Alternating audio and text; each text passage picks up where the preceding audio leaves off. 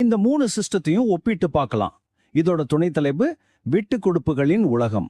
எந்த ஒரு சிஸ்டமும் பெர்ஃபெக்ட் கிடையாது. ஒவ்வொன்றுலயும் சில பிளஸ் சில மைனஸ் இருக்கு. ஒன்னு வேணும்னா இன்னொன்னு விட்டு கொடுக்கணும். இதுதான் ட்ரேட் ஆஃப். வாங்க இந்த டேபிள பார்க்கலாம். இது எல்லாத்தையும் அழகா விளக்கிடும். முதல்ல உரிமை.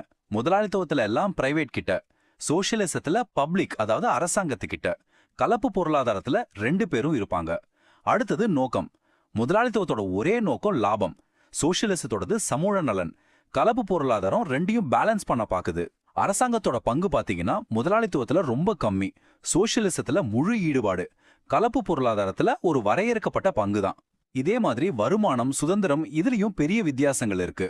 கடைசியா ஒவ்வொரு சிஸ்டமோட பெரிய பிரச்சனை என்ன? முதலாளித்துவத்துல அது சமத்துவமின்மை, சோஷியலிசத்துல திறமையின்மை. கலப்பு பொருளாதாரம் இந்த 2 பிரச்சனையும் பேலன்ஸ் பண்ண முயற்சி பண்ணுது. சரி, இப்ப